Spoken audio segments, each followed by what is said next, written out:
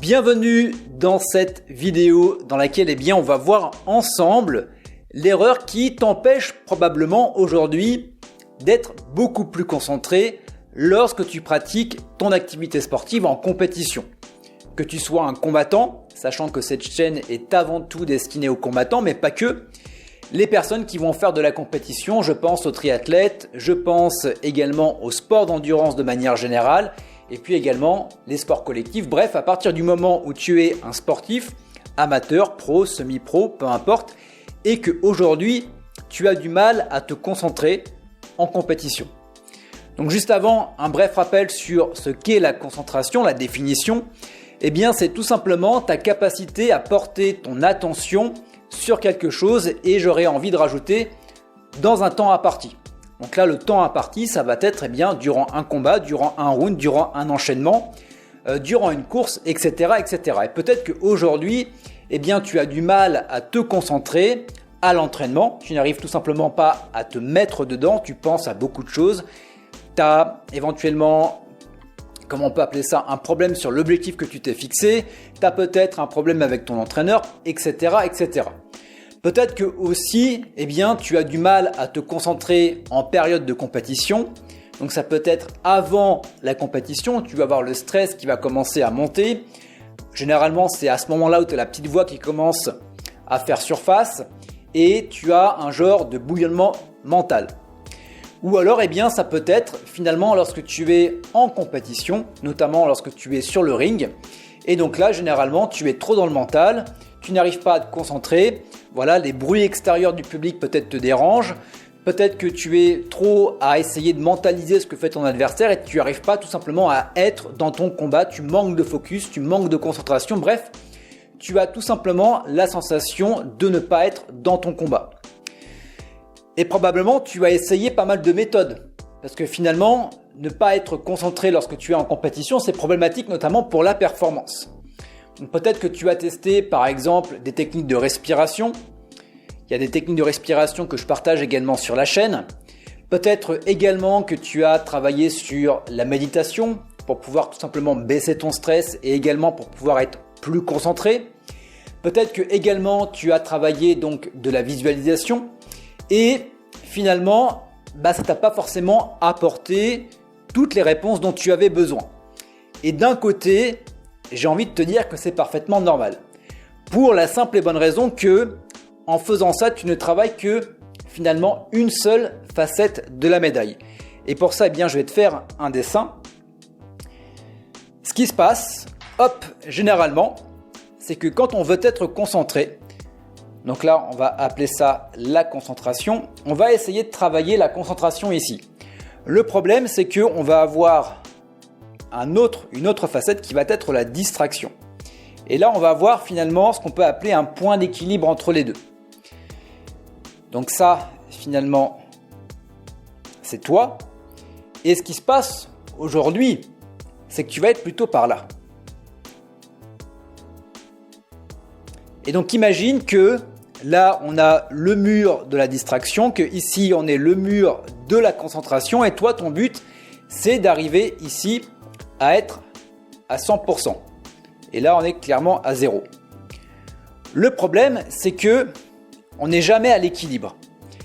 Et tu vois que si tu veux travailler ta concentration, tu vas avoir le phénomène de distraction.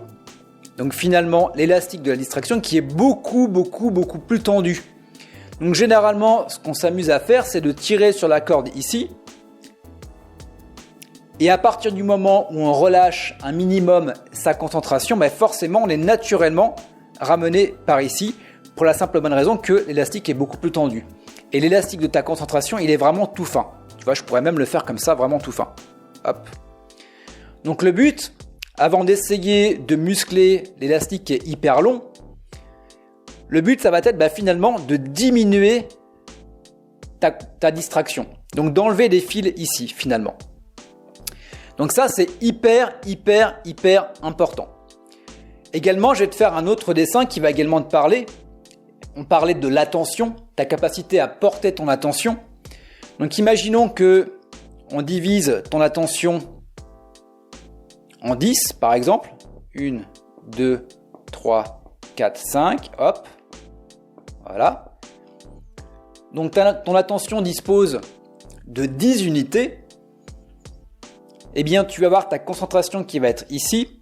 Et généralement, tu vas avoir des distractions sur les autres unités. Ici, ici, ici, ici. Donc là, le problème, c'est que sur une capacité d'attention à 100%, eh bien, tu n'as que 20% qui est consacré à ta concentration et le reste, donc les 80%, ici, hop, et ici, eh bien, c'est de la distraction. Et quand tu vas être finalement à 100% de concentration, eh bien, c'est là où tu vas activer le flow. Donc, tu vois, le but finalement, c'est de supprimer les distractions. Donc, tu vas avoir différents types de distractions, ce qu'on appelle des blocages. Tu vas avoir des blocages qui vont être mentaux. Donc, généralement, les charges mentales, le bouillonnement mental, beaucoup d'autres choses. Et également, tu vas avoir les blocages physiques, notamment l'essoufflement. Lorsque tu rentres en essoufflement, ce qui se passe, eh bien, c'est biomécanique. Tu vas généralement respirer au niveau de la poitrine et en respirant avec la poitrine également, eh bien, tu vas activer ton système sympathique, combat-fuite. Et en activant ce système combat-fuite, eh bien, tout simplement, tu vas diminuer ta concentration. Et ça, peut-être que tu l'as déjà noté, quand tu es dans le rouge, eh bien tout simplement tu perds ta capacité à te concentrer, ta capacité à être beaucoup plus lucide et tu perds également ton focus. Donc là finalement, le problème avec ça, c'est que quand tu es dans ce cadre-là, tu es un petit peu en mode ampoule. Donc finalement une ampoule c'est quoi? C'est que pour une quantité d'énergie propre, donc on va dire à 100, donc 100 watts, je ne sais pas si ça fait 100 watts, mais peut-être que c'est moins pour une ampoule, eh bien tu vas rayonner un petit peu partout. Donc tu vas avoir autant d'attention qui va être consacrée à ta concentration, mais également aux distractions. Le problème également avec ça, et peut-être que tu l'as noté, c'est que quand tu es stressé, quand également tu penses à beaucoup de choses en même temps, tu es au combat, tu es en train de boxer, mais tu penses à ta liste de courses, tu penses aux problèmes avec ton patron, tu penses à beaucoup de choses, ça te prend de l'énergie. Et on sait que les charges mentales prennent énormément d'énergie. Donc déjà en plus, tu es une ampoule, mais en plus, tu n'es même pas une LED, tu es une ampoule à basse tension. Donc gros problème. Donc le but finalement, quand on va travailler sur les distractions ici, le but va être de te passer d'une ampoule à faible tension à... Alors, j'essaye de faire un truc qui est bien. C'est pas ce que tu crois. On est sur un laser. Donc, à partir du moment où tu vas diminuer ta distraction et que en même temps tu travailles sur ta concentration, tu vas être capable de passer de l'ampoule à basse consommation en énergie à un laser. Et un laser, c'est exactement pour la même puissance, 100 watts. Sauf que toute la lumière va être concentrée en un seul point et ça va être beaucoup plus efficace. Donc avec une ampoule, tu vas éclairer finalement la pièce, mais avec un laser, tu vas pouvoir découper du métal. Et nous, ce qu'on veut, c'est que tu aies une concentration, la capacité d'avoir une concentration en mode laser.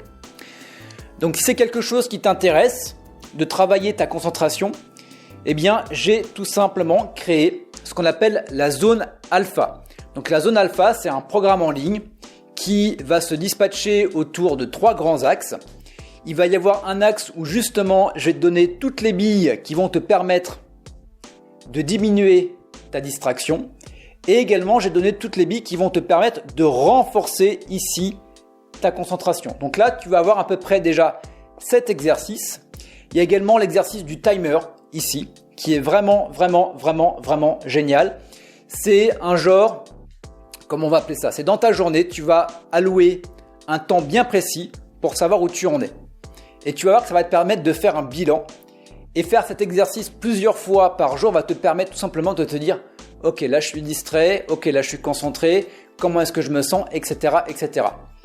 Et donc ça va te permettre finalement de faire un petit bilan sur tes distractions pour pouvoir par la suite t'en débarrasser, d'être conscient des distractions. Ensuite, il y a un exercice. Alors celui-ci, si tu n'es pas quelqu'un qui est prêt à te remettre en cause en profondeur, il va faire mal. On appelle ça l'arbre qui cache la forêt. Donc ça, c'est l'exercice que on fait ensemble. C'est même pas le module numéro 1, c'est vraiment dans l'introduction. Cet exercice, il est majeur. Parce que si cet exercice-là, tu ne le fais pas, tu auras beau vouloir diminuer ta distraction, tu auras beau vouloir améliorer ta concentration, c'est un petit peu les fondamentaux ici. Si ça, c'est pas ok, tu pourras faire tout le travail que tu veux ici, tu seras jamais à 100%.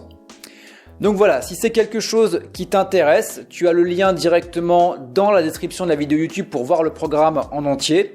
Si tu es donc sur la page, eh bien c'est juste en dessous. Également, je t'ai bien évidemment inclus une programmation de 4 semaines. 4 semaines pour pouvoir passer donc de la distraction à améliorer, voire décupler ta concentration. Le but, c'est véritablement d'avoir ce qu'on appelle une concentration naturelle. Donc finalement, ça va te mettre en disposition pour tout simplement activer le flow de manière beaucoup plus simple. Donc il va vraiment y avoir un avant et un après. Ça se passe sur 4 semaines. Tu as le lien juste en dessous. Et quant à nous, eh bien, on se retrouve de l'autre côté. Je te dis à bientôt. Ciao.